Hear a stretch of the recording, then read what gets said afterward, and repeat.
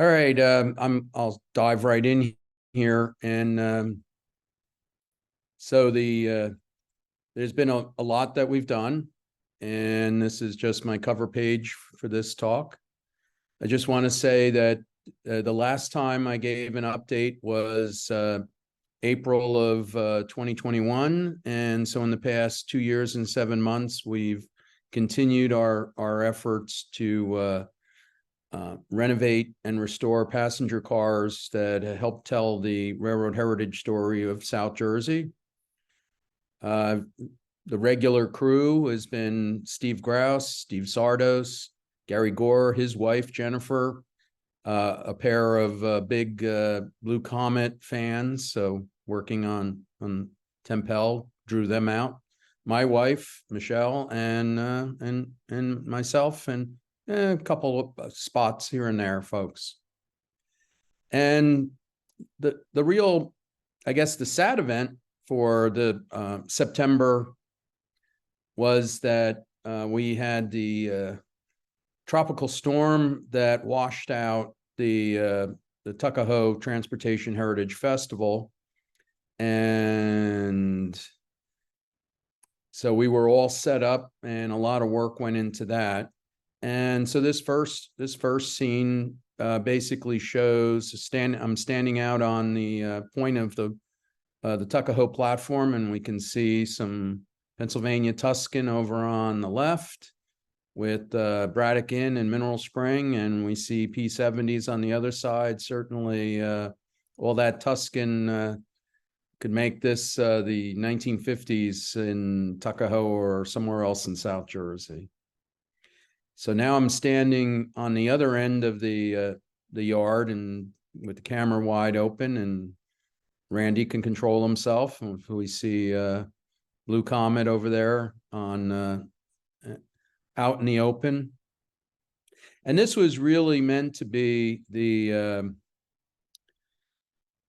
signature for the festival for this coming year. So the excursion train is sitting there on the Ocean City side of the station, which would have included Mineral Spring, as well as the other cars. The P70s that are north of Tempel, they were going to be part of the open house, as well as what would be behind me would have been the lawn with vendors and fun things to see and do. But squeezed in this photo on still a cloudy day, even 3 days after the event. I like to say these are not dummies; these are mannequins. They take offense to being called dummies in the window here. So we see what really was meant to be that fun photo op for both rail fans and the public at large. Really enjoys Tempel, and so we got her a coat of paint and put some letters on, and there would have been a bridge built from that P70 over to Tempel to be part of the flow of people through the event.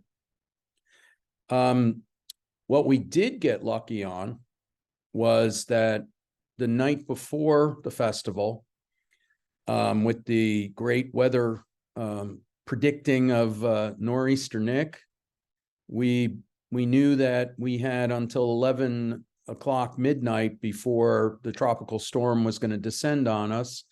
So we were fortunate and able to have a night photo shoot led by Steve Barry and his team.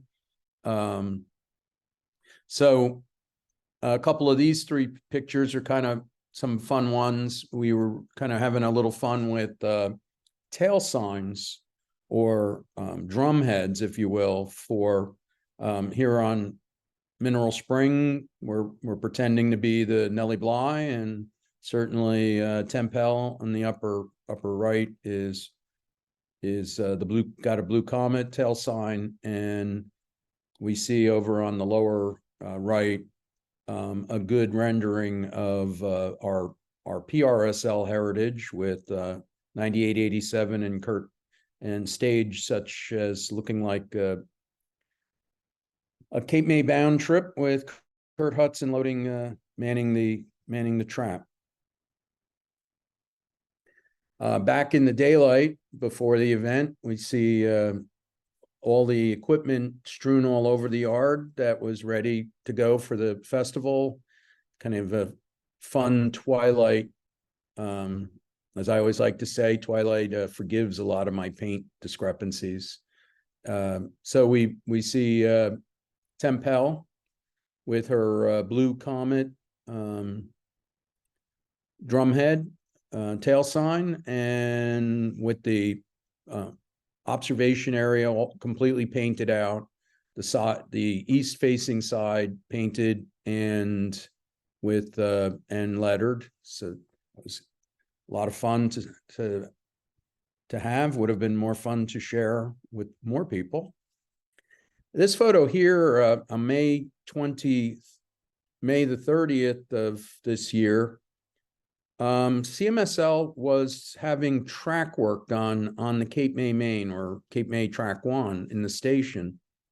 And to ensure that the rolling stock that would normally be parked on Track 2 wouldn't be damaged by the construction equipment, all of what would normally be on Track 2 got pulled north up toward the tower. And for a week or two, there was Tempel over on Track 3, visible where it's not normally visible. And this was sort of the inspiration, seeing it there. And I was looking it over, and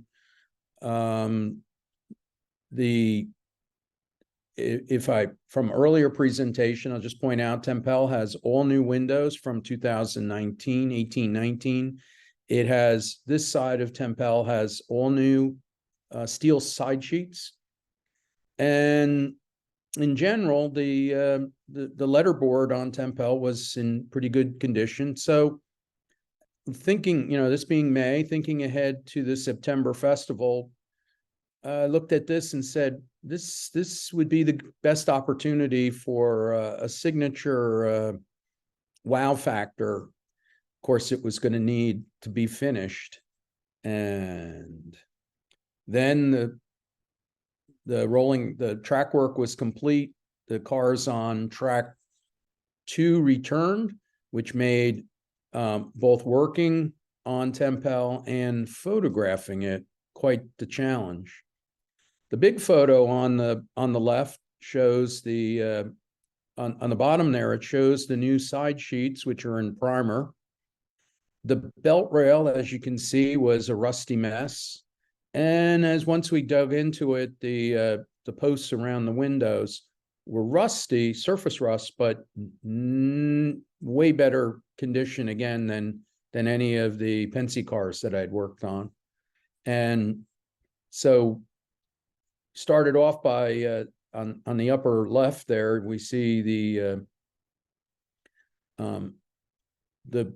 steel around the windows, sanded both with grinders and wire wheels down to bare metal.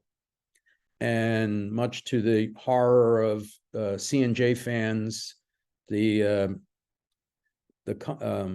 rusty metal primer looks an awful lot like Tuscan, so there was a little bit of horror for a moment there. I had to calm everyone down. No, the car's not gonna get painted Tuscan. I do like Tuscan, but that wasn't the case. And because this was the Blue Comet, and we have here we see Gary Gore and his wife Jennifer. They are super Blue Comet enthusiasts, so they were out a couple of times to help sand and paint. In this case, sanding on the side sheet was done, and Jennifer there and Gary are painting rivets. Always, I see rivets in my sleep. Over on the upper left is my wife painting the underside of the belt rail. And also at that point, to make sure the cream would come through with a nice light color, we reprimed the rusty metal primer into a light gray primer, so the Jersey cream would pop. And in the lower right photo is, I think that's Gary or Steve Grouse sanding the observation deck of Tempel. So we were churning and burning. Once we got all of the side done, and again, getting good pictures was really a bit of a challenge. So in the big picture here, I see Gary. He's painting railings. On the upper left picture is the railings and the deck nicely painted, and a piece of Home Depot fencing that I was able to acquire and get it to function like the end gate, so it wouldn't be just a piece of plywood. A little improvement for that effort. And of course, in the lower picture, some primer that went on prior to getting the top coat of Packer blue. And once the car got painted, it was time to letter it. And we spent days, hours of debate exactly what height was the Blue Comet letters, what font, what height was the, and eventually we zeroed in on all of that. And we ordered up imitation gold leaf that is decals that are common for fire trucks, particularly that fire companies like to letter their fire trucks with. And certainly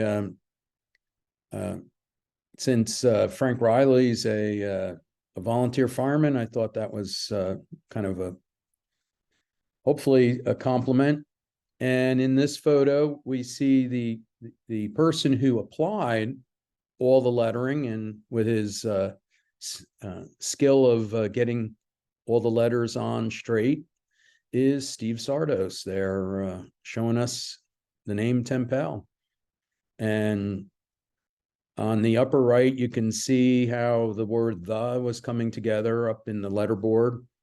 It's a working on something of this scale is a little different than your model train layout. So, and then on the lower level, you can see, lower right, you can see Steve with his snapped a line with painter's tape, and as he begins to put the first letter of the car's name on. So it was definitely a fun accomplishment to get Tempel to look that way, and then to share it and have it be part of the night photo shoot. It was certainly a disappointment that the full festival didn't get to enjoy Tempel out in the open, which it probably won't be again unless there's a good reason. Part of moving on to another story this year, after 4.5 years of working on Mineral Spring, Mineral Spring made its first debut in April to go out on Cape May Seashore Line's Easter Bunny excursion.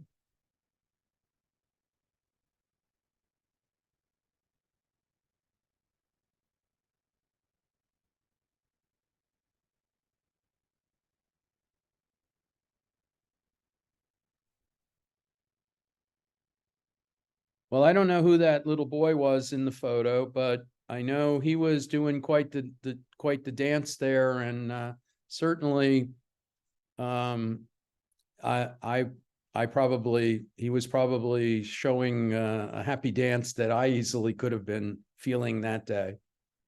So, on board the train for the first departure was a charter group of a Girl Scout troop who was coming for their equivalent of a merit badge.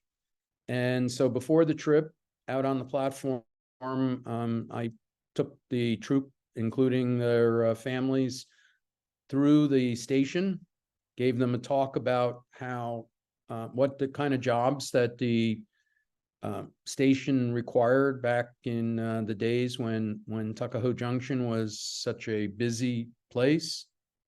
And then on the other side, the two smaller photos are the second departure of the day, which was some friends and family, and we had some cheesecake and a little almond champagne, and basically enjoyed that first day out on the road with enjoying that nice ride from a 6-axle heavyweight Pullman. Now, to get to that point, this since the last presentation, there was a lot of mechanical, a lot of regulatory work that got done. The upper right photo is a photo I took in Morristown, at the Morristown and Erie's shop complex.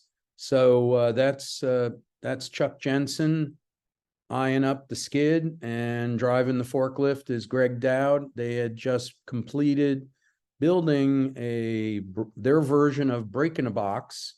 So basically the UC, or universal control valve, which is on the ground in the lower photo, came off the car. It's actually sitting there on the pallet upside down. It normally would have been hanging. The UC valve is a technology that is hard to support. I'm not going to say it's not supported, but it's hard to support. And you have to go through a COT&S every 15 months.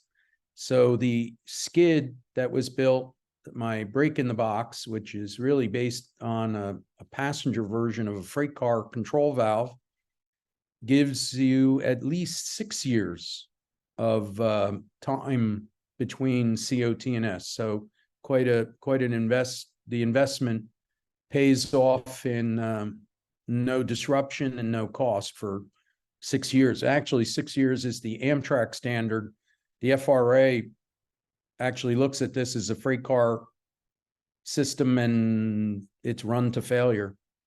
So, and over the big picture is that skid with chains jacking it into position so that my welder could weld it up to the frame.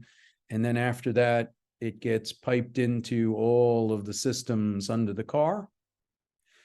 The next step in regulatory compliance and a proper COT&S was to disassemble the 16-inch brake cylinder. This is the cylinder that's going to actuate the brake system. As the photo shows, it's pretty heavy and a lot of work pulling it out. And one of the real challenges here was there are very few cars that still use the 16-inch cylinder. So the cup seal for the cylinder was Wabco only does very limited production runs of it. So I got really lucky by having a few friends in the industry. The Everett Railroad had a 16-inch cup seal on a shelf. And I was fortunate that Alan Maples, the owner of the Everett, was generous enough to lend it to me, give it to me, and I was otherwise I would have been stalled until probably about now, when a run of the gaskets have been produced. The photo on the upper right is the slack motor disassembled, being cleaned, and will be reassembled with it getting a new cup seal. All of those components that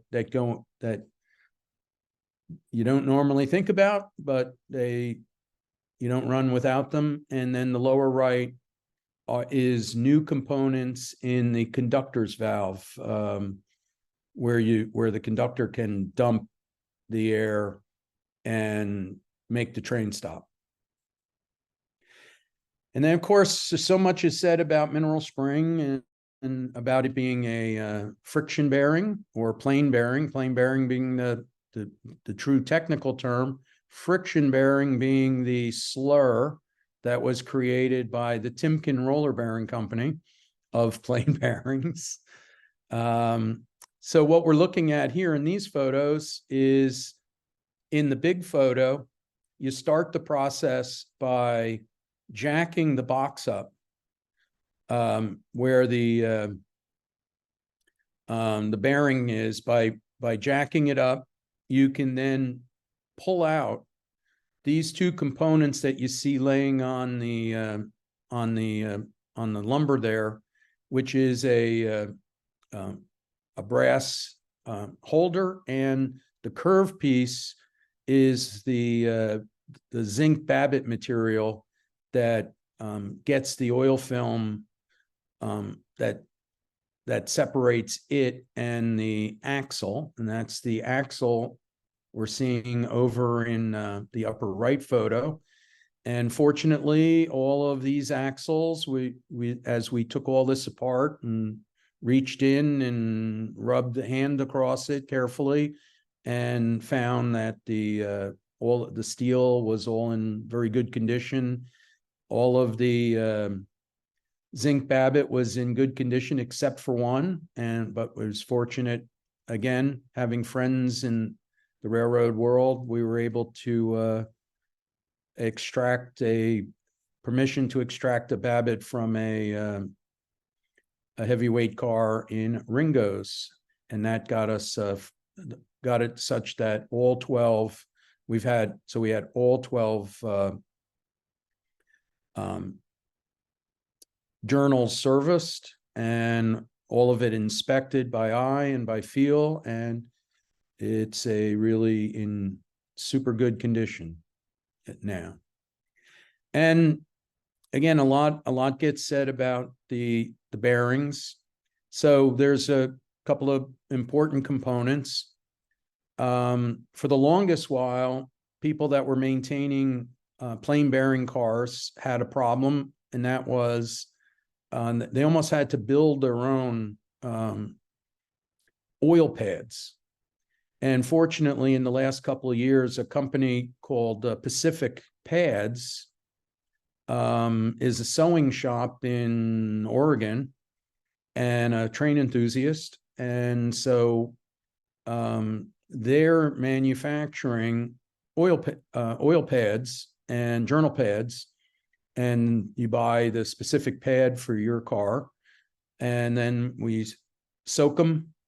The upper photo, I had to order, and I fortunately excess of journal oil specific for the plain bearing journals. And of course, in the big picture, we see Steve Sardos wrestling with installing these pads.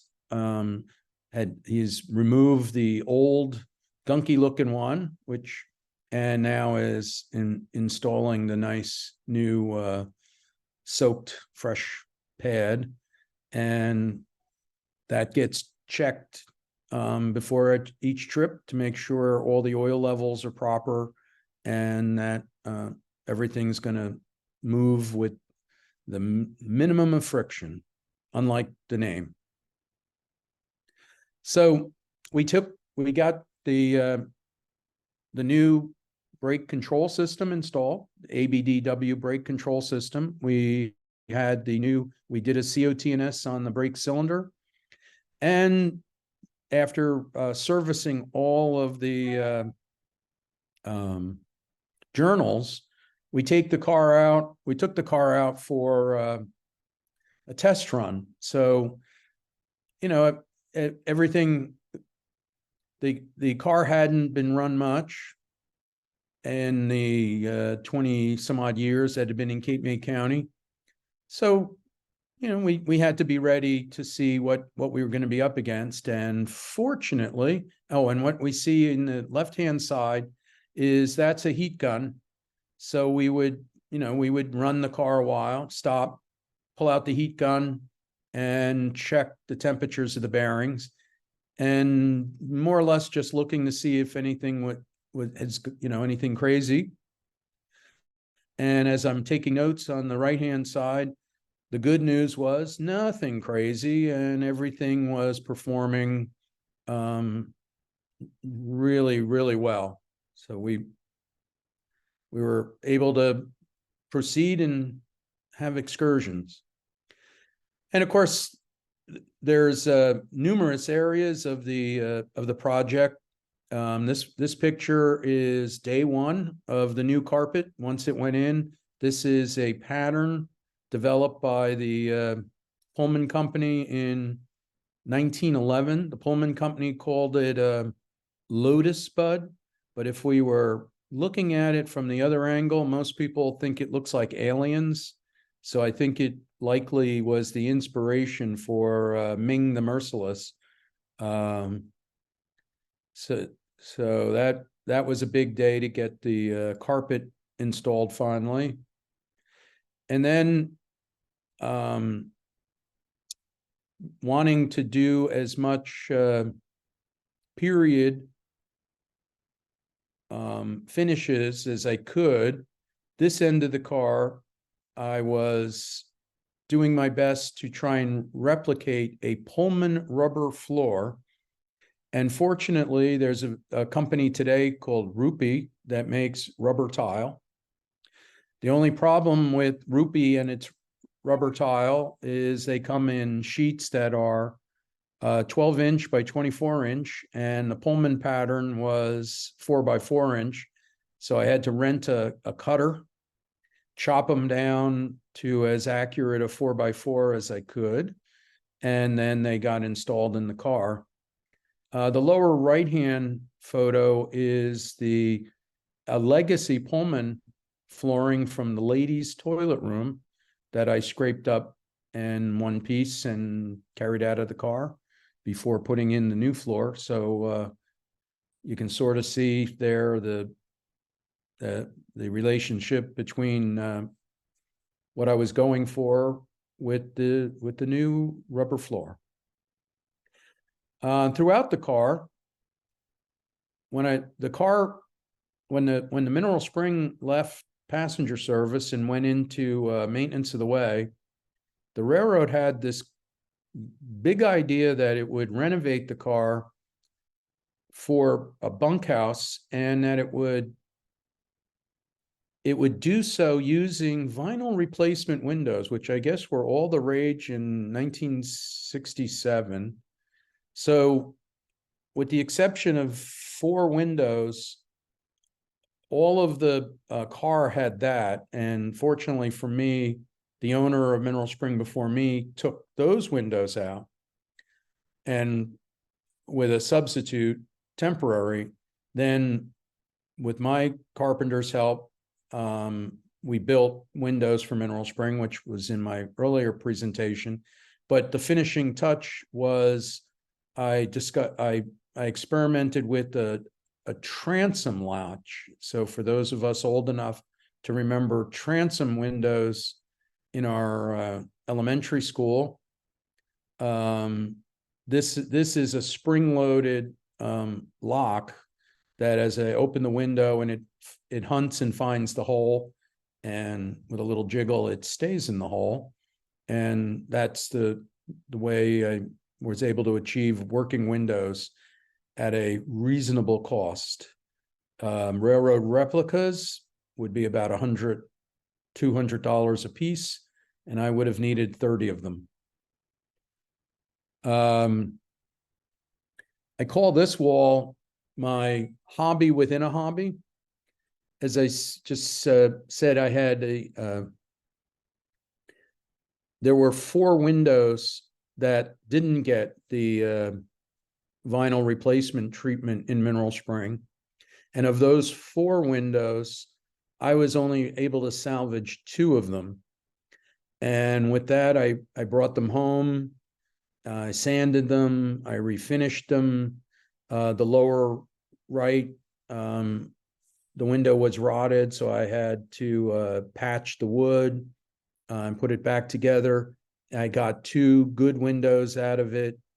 And then with a antique hardware catalogs, I was able to get these window rails, redid the window sill. And then eventually my next task here, 2 more elements of this will be to try and make, get some authentic shades on these windows, as well as on a heavyweight Pullman car of this generation, there's actually 2 windows. There's an inside window and an outside window. And what I don't have in this location right now is the outside, the double window.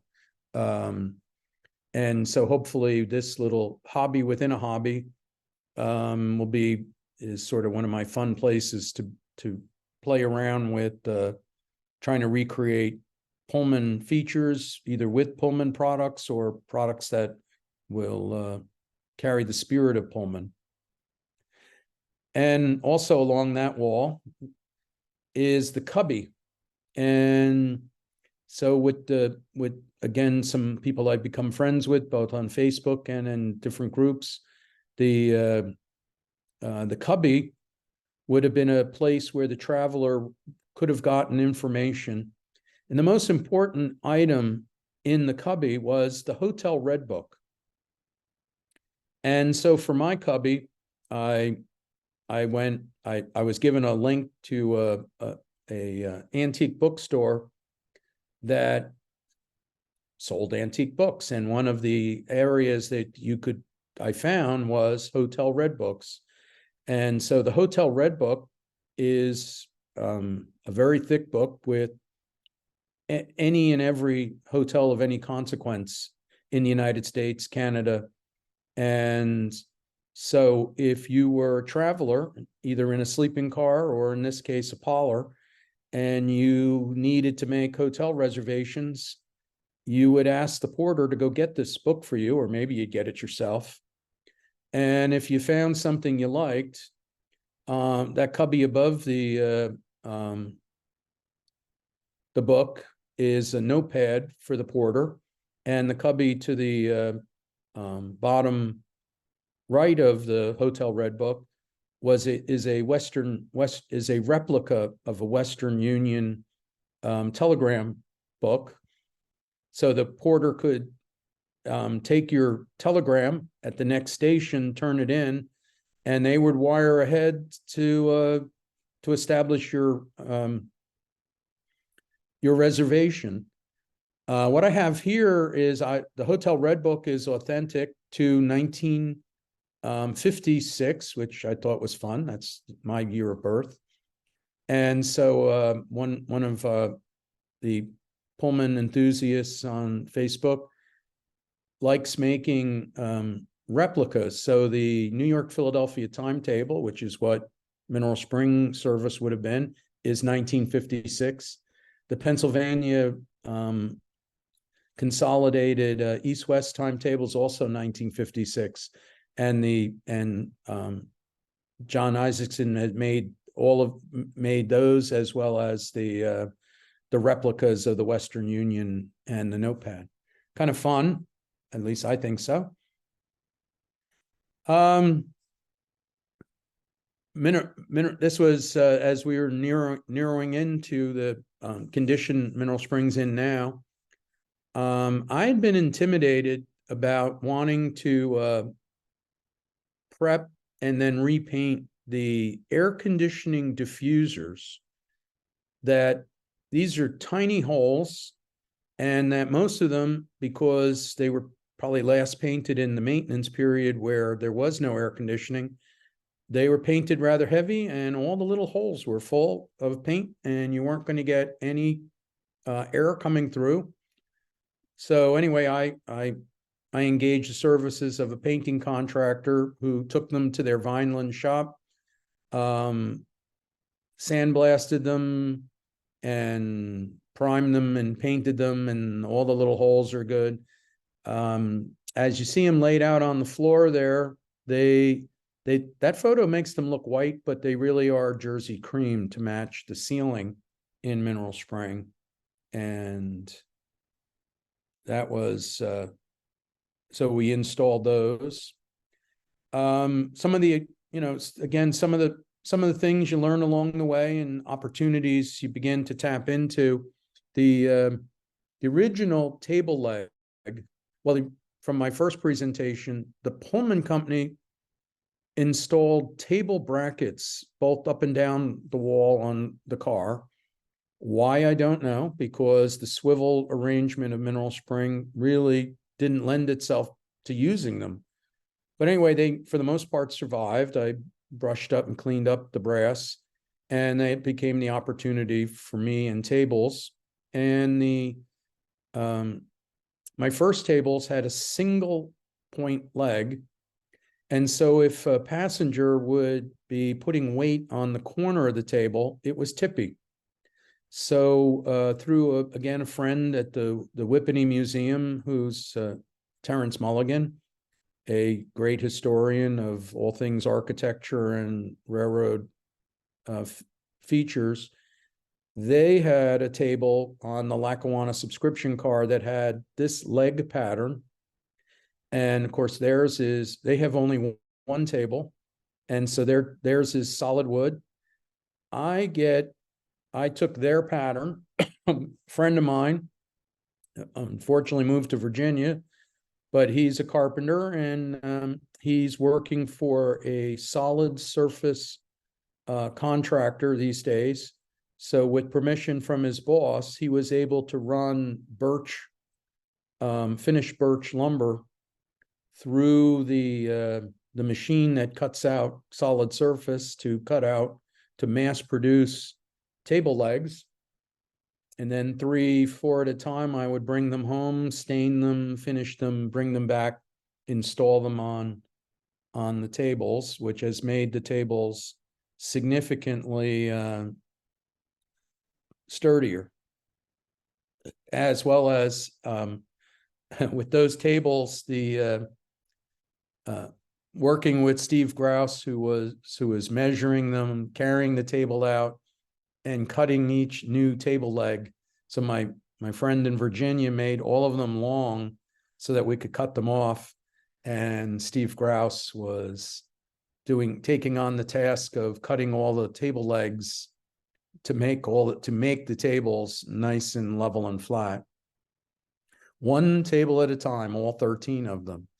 Here's hope you can see some of the no, can't quite see the table legs in this, but it's a good view of the carpet, as well as if you look up at the ceiling, you can see some of those diffusers reinstalled. Story I got from the owner of the car before me was the car got broken into and one diffuser was stolen. Kind of an odd thing for someone to steal. So those of you who collect Pullman memorabilia, if you want to return it, no questions asked. I'll accept that back. But and of course, here's the Wet Irishman doesn't live to have a bar. So the former daytime drawing room is the bar, and the former men's smoking lounge is the galley area. And one of my frustrations in this past year is that 2 years ago, the last time I did this presentation, the 1704 was freshly painted and was looking rather brilliant. And between the UV rays of the morning sun and the rain and a little tilt of track 2, the paint has gone bad on these a couple of the cars from that generation. The paint that I was working with was a Sherwin-Williams industrial alkaloid enamel. The folks at the Sherwin-Williams store bragged about its UV qualities, and obviously the folks in the store needed a little bit of an education in their paint products. So the 1704 gotten a little disappointing in its look. But one of the things, a little experimentation, one of the things we learned was that if we washed it and put car wax on, as we see on the right-hand side with the number side sheet, it perked right back up to looking like we wanted it to. The concern with doing the car with car wax is, as the auto enthusiasts in the group know, car wax has a life expectancy of maybe 3 months. So that would be a lot of work for something that's 80 feet long. And then another experiment over here on the left-hand side, sprayed this little widget because it was, this is a bracket that holds the trap. It was a little innocuous place, and that's Rust-Oleum clear coat. And this photo doesn't do it justice. That brought that spot of paint was horrible, like what surrounds it, and brought it right back to glossy red. So so for the cars that are already painted, it looks like clear coat might be the one of the projects for the coming, probably for the spring, to revive the paint on the west side, east side of 1704, 1700, and even in some cases Mineral Spring. Expressing my grievance with all things Sherwin-Williams after that, they assigned one of their salesmen to work with me, and then for him to do research with Sherwin-Williams at corporate. And what corporate came up with, their recommendation was, well, they as they put it, well, what were you doing using the paint you used? You should have been using. Well, anyway, they've got a new paint. It's an alkaloid. Oh wait, excuse me.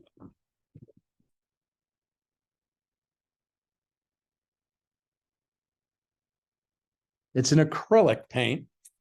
Had to check my notes. And so, and this is actually even a water-based acrylic. It's advertised as direct to metal.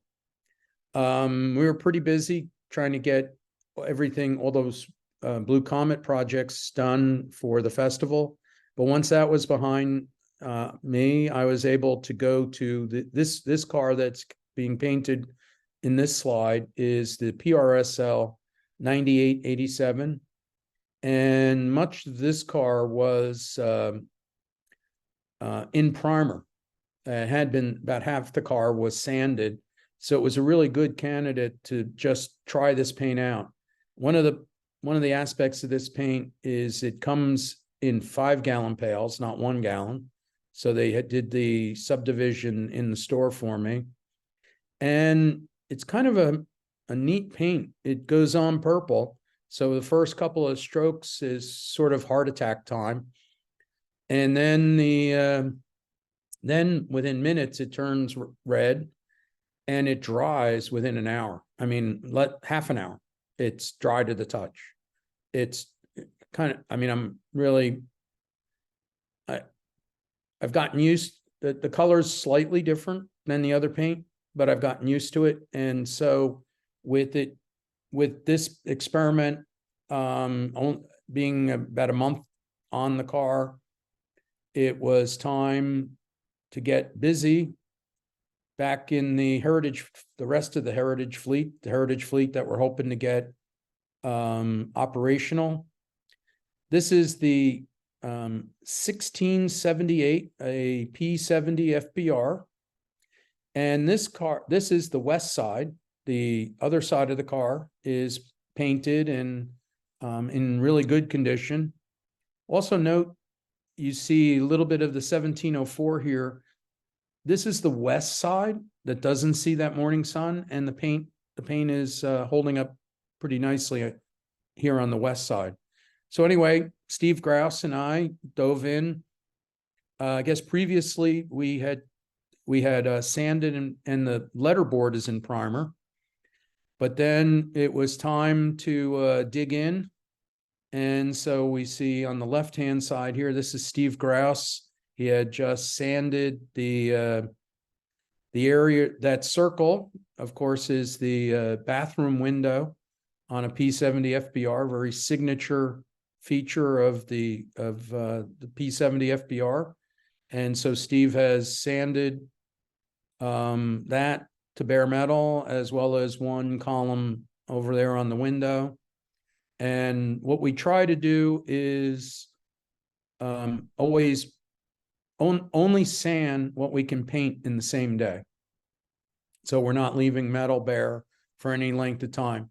So then over on the right-hand side is that section freshly painted. This paint is advertised as direct to metal. They're telling us if the metal is clean, this paint goes right on. Don't need a primer. We'll see. Take them for their word. This other end of the car I sanded down, and I also sanded the side sheets on the 1678 are new steel from 10 years ago.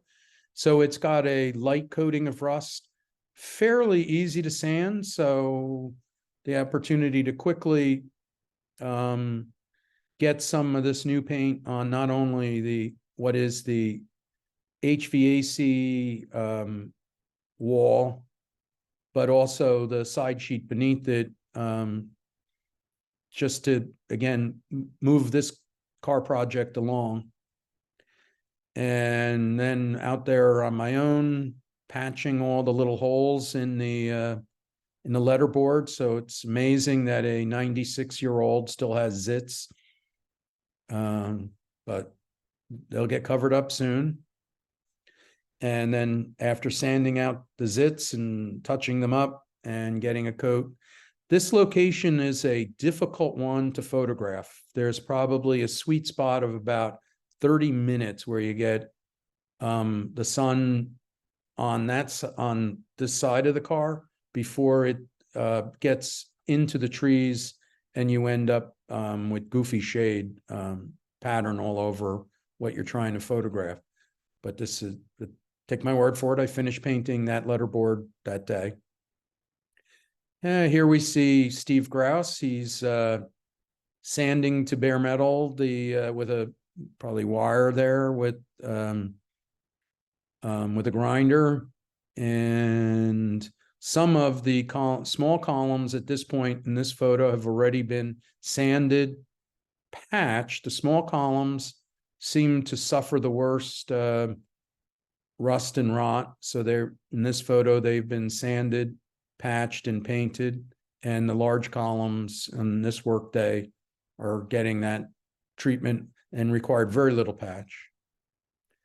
And here they're all painted. And on this work day, at this point of the day, when that good lighting level, the remaining side sheets are sanded and ready to receive paint.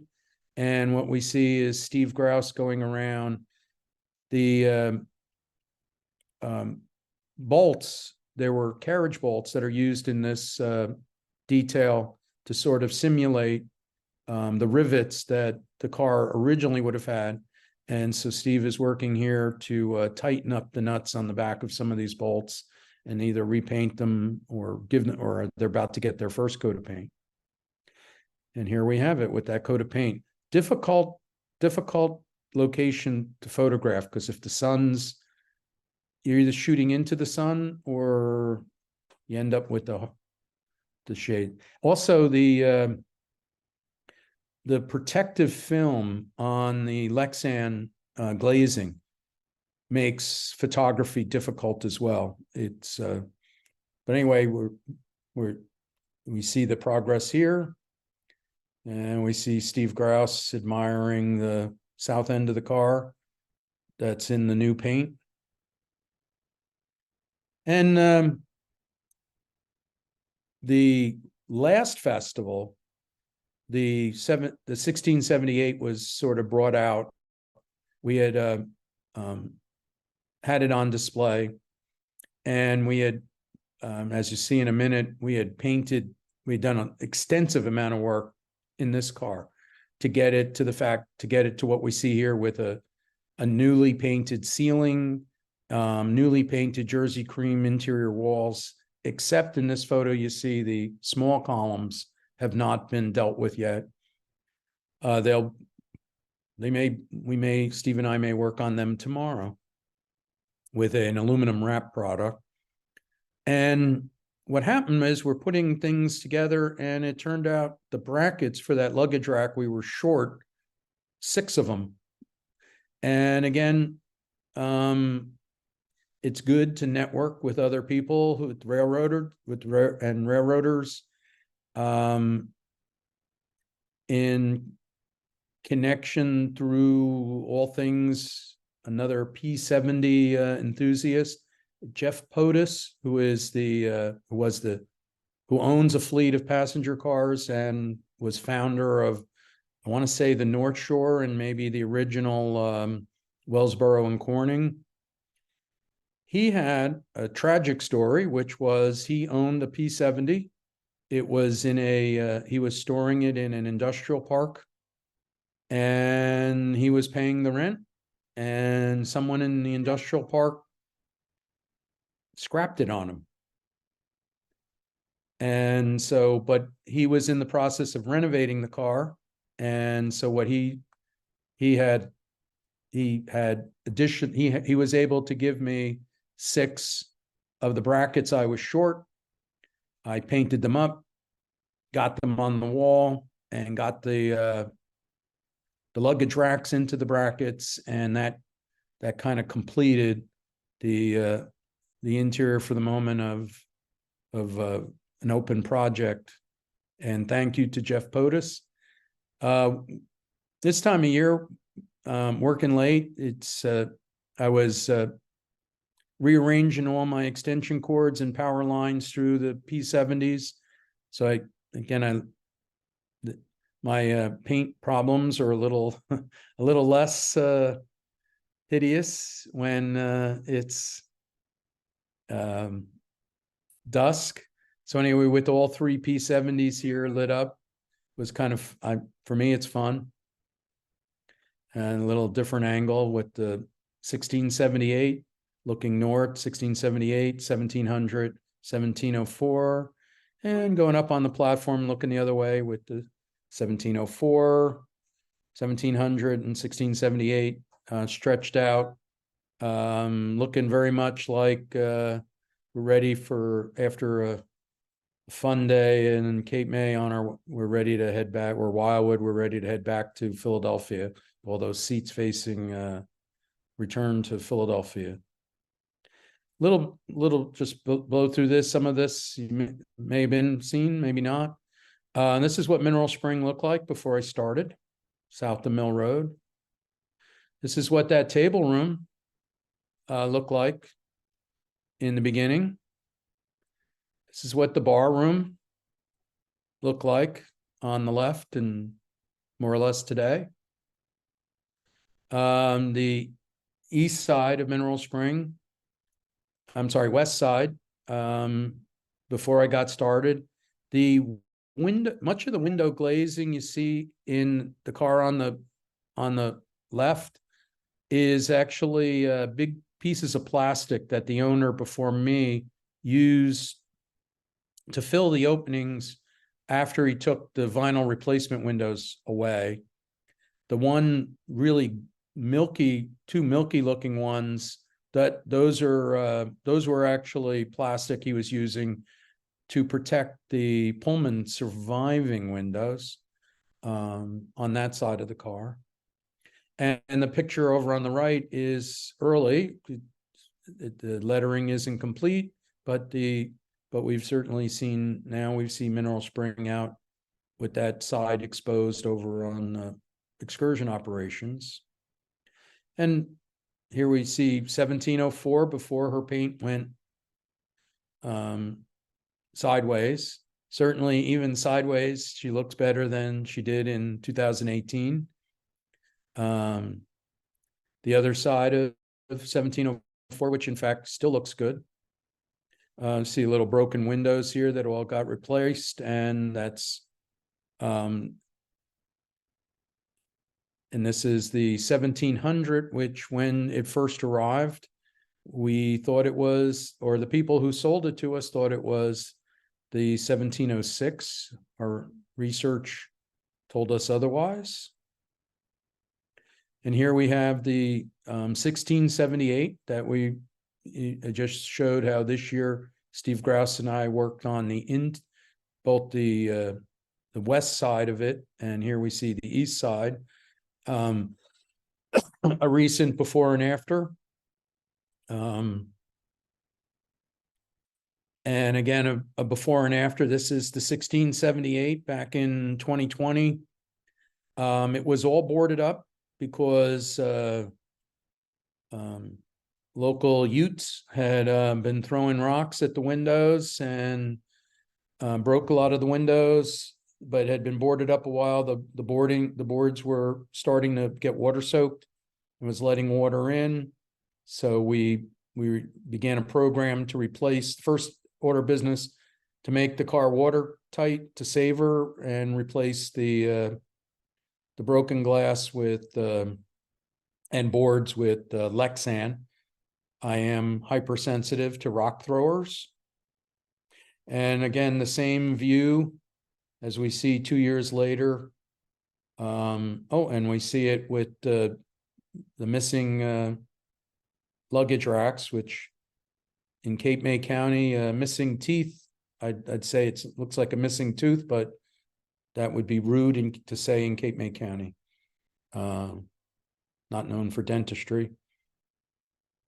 Some of the projects that got us to complete the interior of the 1678, water had infiltrated the flooring.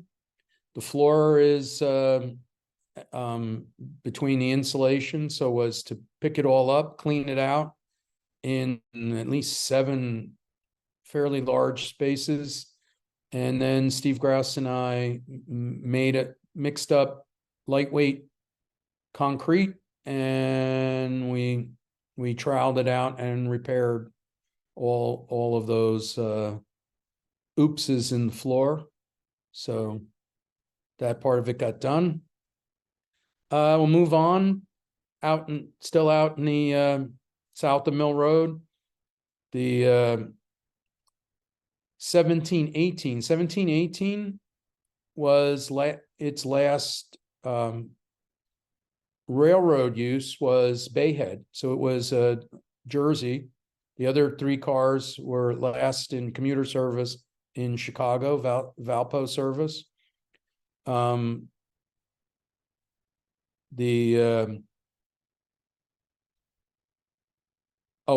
green color is the car. When the cars leave New Jersey, they go to the Adirondacks to serve on the 1980. They get painted for the 1980 Lake Placid Olympics. Train running from Utica to Lake Placid was made up of former Pennsylvania Railroad P-70s. The next car coming back in the line on that side of the street is the 1708. And again, this was a Bayhead train to its final assignment, and then goes up to Lake Placid. And then after that, it goes to Wellsboro, and from Wellsboro to Rio Grande, and the folks that live in Rio Grande did her bad, but we've got the letterboard in primer, and we use paints we didn't care for to cover up all that graffiti. Also, what we're seeing in the current photo of 1708 is new Lexan, at least on the east side of the car, which on that curve, the car tilts back. This keeps the water, this will now keep the water out of getting in, getting the boarded up part was water soaked, and now it's in plastic. And as I said, that letterboard is in primer, and before we put it in primer, we see Steve Grouse and I sanding that letterboard into getting it prepped and ready to take a coat of primer. And yes, we are certified circus employees up there on the scaffold. Certainly one of our favorite paint jobs, and Steve Sardos did a hand lettering on the PRSL 9887. There are 2 survivors of the PRSL fleet. This is one, and the PRSL retires the P70 coaches probably a good 10 years, 1970, 69, 70.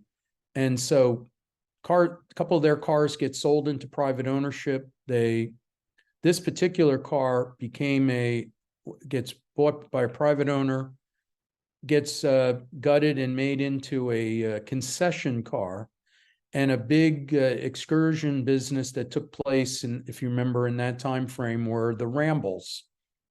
And certainly the Reading Rambles were the most famous, but there was a group that was restoring the Royal Hudson, and they called themselves the Atlantic Central. And so the 9887 was acquired. It was gutted into a full-length snack bar car. And I guess if you remember those Rambles, they were big trains. There would have been multiple snack bar cars. It would be 10, 20 cars long. So, and out for the whole day. And just a little bit of fun of having just the motivation to want to paint and create a landscape that is reminiscent of, say, an Atlantic City express train with a heavyweight Polar and P70s here in Tuckahoe. A little twilight, which again makes my paint look better. Tuscan red will change color from shade to full sun. So for all the modelers that go crazy trying to score the right Tuscan, boy, it's in real life, it changes all day long depending on the lighting level. But here we're seeing the west side of Mineral Spring before it went into service on excursions, as well as matched up with the painted 1704. And a lot of the work is certainly meant to make the Tuckahoe appearance more attractive to the community. And here we are looking south of Mill Road. We see the 9887 is painted, and beyond the 9887 is the 1718, and it's painted. So as the neighbors drive by on Mill Road, they're not seeing a junkyard. And here we see we're out in the yard south of Mill Road, and we're looking up with 1718 and 9887 and painted cars north of the grade crossing for a fairly complete look. And of course, using these equipment to tell a story. We got 2 heritage festivals here, the 2019 and then the 21, where we built the bridge, where we were sort of playing around with the faux Atlantic City terminal with the Blue Comet and the, well, dare I say, Nellie Bly side by side. And taking a shot from a scan from the from a chapter publication. We see an Atlantic City Express headed back to Philadelphia on the left, and over on the right, we see what the little fun trying to recreate that historic story. And of course, I throw this in because, you know, for everyone's goes, what made you so crazy to think you could do that? And with the grinder and wire tools, as a 20-year-old, my job was to keep that tugboat, that Coast Guard cutter maintained, which must have done our part because she's still in service today, some 40 years later. And I'll leave us with one of the most recent excursions Mineral Spring was on for the Veterans Day. And we see here Steve Grouse in his conductor's uniform, and we'll watch the girls perform.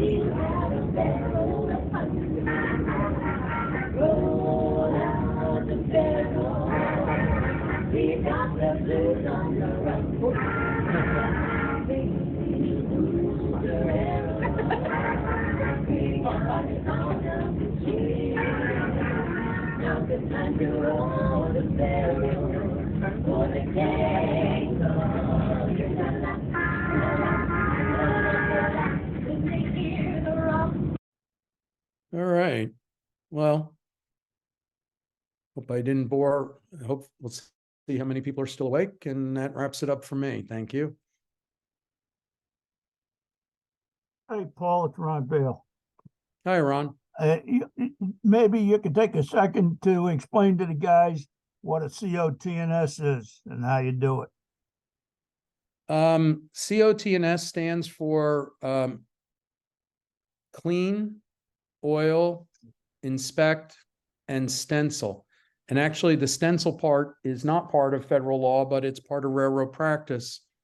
So the control valve and the control systems for braking are required to go through a service. In the case, as I said, of the UC valve, it's a 15 months. A D22 is 2 years. A 26C is 4 years, and the ABDW is 6 years, where the federal regulation says you disassemble the equipment, you send it out to a shop, the shop inspects it, cleans it, oils it, sends it back with labels, and then you reassemble it. You do what's called a single car test to make sure it's working properly. And then you stencil the air tank to indicate that the date that procedure was carried out. It's tedious, but hopefully that explains a little bit of COTNS, and as well as it touches on things like the conductor's valve, all of the things, all of the systems that are going to be used to make the train stop. And those parts are heavy. Well, and the UC valve is stupid heavy. Yeah. Insanely heavy. The ABDW is actually the lightest, and it comes apart into 3 small pieces to go out. So just a significantly enhanced way of maintaining a braking system by having the ABDW. Hey, Paul, I noticed in some of the pictures there were some RDCs kind of sort of sitting 1 or 2 cars back from the different pictures. Are those operable? Do they work at all? Are they for restoration? What's the deal with them? Well, they are not the focus of my work. There are, of the 8 RDCs on the property, 2 of them are operable from the standpoint of they are added to CMSL trains as coach capacity. The there's not much, because the trains are locomotive hauled, and there's cars that need to be or want to be on the train that are not self-propelled. The RDCs haven't had a chance to really for those 2 to be self-propelled, but the potential is there for those. The rest of the fleet, the other 6 cars, regrettably suffered very badly in Rio Grande at the hands of vandals. Vandals and thieves and all manner of ugly. But they're there, they exist. If there's I'll ask you again. the will Larry. to do I'll other ask if that's a T. Oh, did I hear a new question? Yeah, the COTS, what's the T stand for? Test. F. Sorry if I overlooked that. Clean oil test. Paul, where did the replacement carpet come from? Is that pattern still manufactured, or? There's a mill in there's actually 2 mills, and it's Ray Klaus of Star Trek that has the relationship with mills to reproduce the to get a mill to reproduce the historic carpet patterns. And I understand there's a mill and that's a printed pattern. I understand there's a mill in the UK that actually does the pattern all stitch, but God only knows what that carpet would cost. I think the mill is actually called Legacy Mills, and I want to say they're in Tennessee or someplace. So it can be had. Paul, when you paint the cars, do you spray them or roll them? Because I'm assuming you don't brush them. I roll and brush. Oh, okay. I certainly do believe that that spray work is superior to what I do, but I can control my environment with a roller. I work with a at Sherwin-Williams. I can buy a 1/4-inch nap. So I'm gonna say I can minimize with that. I can minimize the amount of orange peel. I know I'm certainly not going to tell anyone I don't have orange peel or brush strokes, but I'm sure if you put a spray gun in my hand, I'd have runs all up and down the car. Since it's not. There's more of that skill than you think. Not my specialty, and even in the Coast Guard, I never had a spray gun in my hand. So I try to stick with what I know. Okay, thank you. part of our spring adhesive at work is all hand gun. It took me quite some time to get the knack of using a spray gun. Yeah, and I It's not always easy. I would be experimenting on my subject that I'd probably just assume not experiment with. Steve Grouse and I have a little saying that we like to use, which is we want the outcome to look good at either standing 25 feet away or going by at 25 miles an hour. Hey, Paul, I'm still amazed at the number of cars you had there in the number, I just read, to me, it was a short number of years to be able to do as much work as you've done, not just on the outside, but amazingly on the inside as well, too. Yeah, it's probably in one way or another, probably so about eight railroad cars have been touched by us, and to different degrees. I mean, to full operation like Mineral Spring, or some of these coaches that are getting pretty near all aspects of them painted and cleaned and ready, and certainly the entire for the image of Tuckahoe, all of the parking lot, everything that faces the parking lot at this point looks good, looks painted, looks complementary to the wedding venue across the street.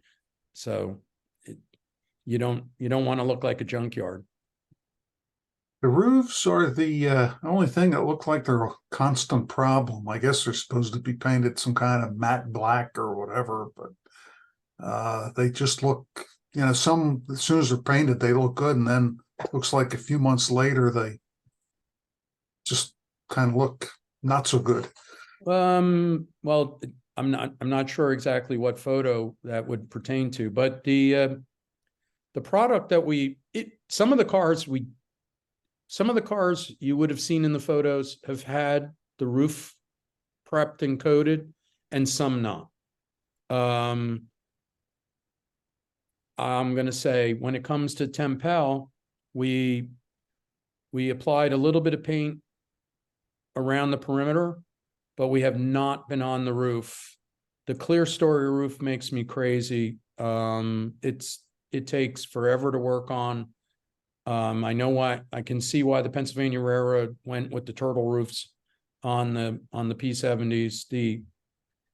So Tempel just has the minimum amount of touch up done to it. I'll